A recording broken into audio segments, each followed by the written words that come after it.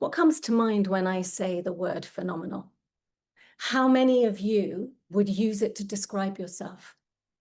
What about extraordinary, miraculous, one of a kind?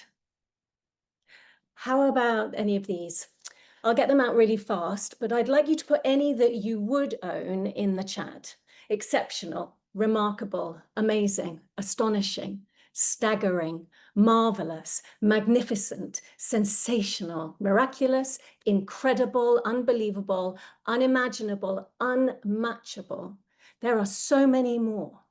But if I asked you to own even one of these words for yourself right now, how comfortable would you feel?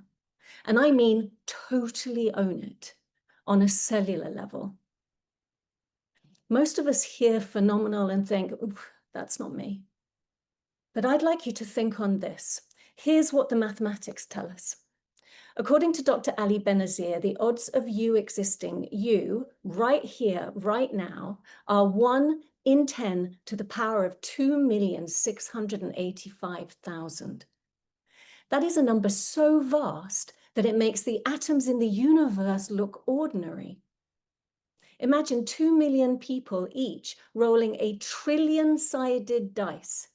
They all roll at the same time, and every single one of those trillion-sided dice, lands on exactly the same number. That is the probability of your existence. And that's only part of it. The right egg had to meet the right sperm, 1 in 400 quadrillion odds. Every single one of your ancestors had to survive to reproductive age in a continuous, unbroken chain for 4 billion years. That's like multiplying impossible by impossible until mathematics simply runs out of breath. By the numbers, you shouldn't be here. And yet, here you are. You are once in all history unique. Phenomenal, right? But if you're truly this miraculous, why don't you feel it? You are the result of an unbroken chain of life stretching back to the very first cell. In the womb, every cell that became you knew exactly what to do, multiplying, specializing, becoming your brain tissue, your eye tissue, your heart tissue, phenomenally becoming you. And all without your conscious effort, all without your conscious input. You were born as pure, unconscious, phenomenal potential. And you met the world with wonder, unfiltered and unafraid. You took your first breath without knowing how, and you grew without permission. Life wasn't something you measured. You were just simply alive, unconsciously optimizing your phenomenal potential. You were literally breathtaking. And not because of what you did, but because of who you are. And yet, somewhere between that first breath and this moment, someone at some point probably told you otherwise. Someone probably told you who you were and who you weren't, what was possible and what was not possible. And slowly, you believed them. You see, unconsciously, we are affected by events and people, sometimes affected by them. And often, without even noticing, we inadvertently become infected by beliefs we didn't choose on the back of these people and these events. And these foundational stories become deeply embedded code within us. And then they rise up to bite us on the bum when it really matters. As a young woman, I had this really weird superstition that if I ever went somewhere on a first date with somebody, I could never go back there because it would herald the end of the relationship.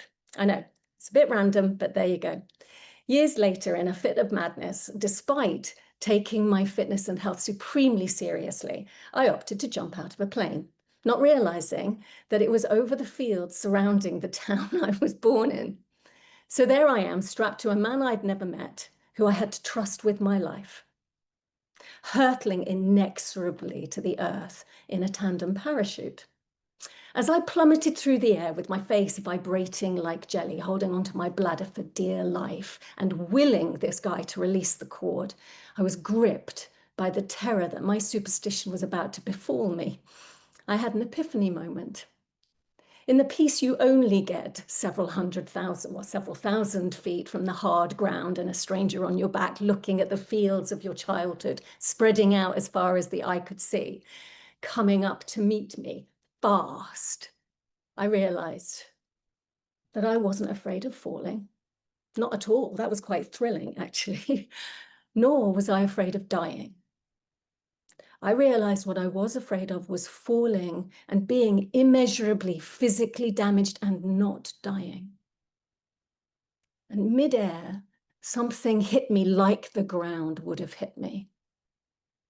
I'd been crippling myself for years, using my thoughts and beliefs, my foundational stories.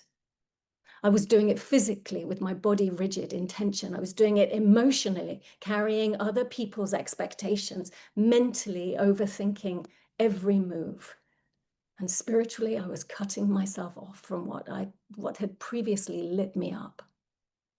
I'd become a survivor of all of the foundational stories I'd made up about myself, about the world, about myself in the world, and of course, stories about my potential or lack of it. I was far from phenomenal. I was doing okay, if you think in terms of spectacular mediocrity, but I was just surviving. And survival had become its own prison. I was breathing, but barely. I was holding my breath on my own potential. I had no idea that I was a once in all history, uniquely phenomenal human. I'd forgotten, if I ever knew, that I was pure phenomenal possibility. And as a consequence, I was creating a life of scarcity. I'm sure many of you will recognize your version of that. The foundational story that was keeping me in survivor scarcity, it was a very real fear that being seen brought me harm. A fear of being torn down or physically harmed kept me hiding at the back of a metaphorical cave at the top of the highest mountain in the furthest, most remote mountain range, further than the furthest and deepest ravines. Clients called me their secret weapon because it was so hard to find me. And we laughed, but it wasn't funny. I was terrified of putting myself out there. And the cost was my confidence. It was my revenue. It was my momentum. But mostly it was my voice. The foundations that once kept me safe had quietly become the walls that kept me contained, almost imprisoned. And I had to break free from the foundational stories I'd unwittingly written for myself. But here's what I discovered. There are 3 pathways back to your phenomenal self. Pathway 1 is conscious responsibility. Arianna Huffington says that once we overcome the fear of failure and the fear of rejection, then we are free to make bold moves. We talk of fighting the fear, but fear doesn't need to be fought. I think fear needs to be decoded. That fear of rejection, it's showing you where you still seek permission. The fear of failure, it's showing you where you've confused your worth with performance. The fear of being too much, now that's probably showing up where your full expression wasn't welcome. Conscious responsibility is the willingness to review the foundational stories you're still building on. Because if your operating system is out of date, it's coding, no amount of shiny new strategy will change the outcome. Fear isn't here to stop you. It's feedback, and feedback is fuel.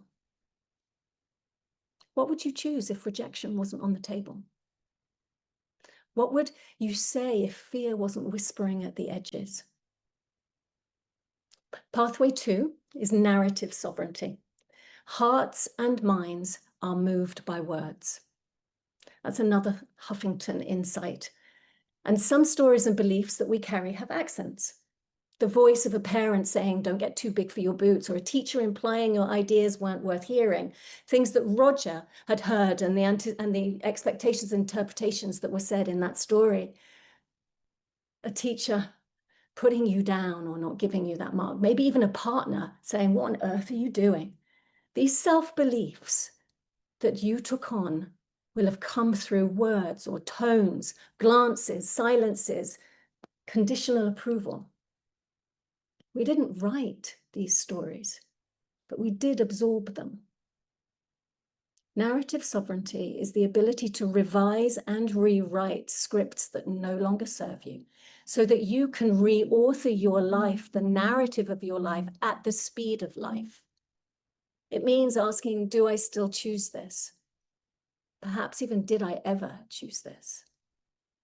Inherited beliefs, they're not lifelong contracts. They can expire the moment you decide that they do. And the third pathway, energetic recalibration. There's a difference between living from an experience and living through it. From keeps it in charge. Through integrates it into wisdom. Many of us live in despite, proving, surviving, coping. But transformation happens when our story becomes our inspiration. We become inspired by the very past that once hurt us or held us back. Not because the pain was okay, but precisely because it gave you the learning of clarity, of empathy, resilience, those things that now form your brilliance. Wisdom forged by fire. Wisdom that perhaps you'd not have had you not experienced it. Energetic recalibration is aligning your thinking, feeling, believing, and behaving so that your energy radiates possibility and not protection. Here, your story isn't baggage. It's not baggage that you drag. It's a light that you carry. It fuels you without controlling you. And from here, you can radiate your phenomenal self. When we walk through these pathways, we go through transformative steps. We review the stories that we've been living, revising and rewriting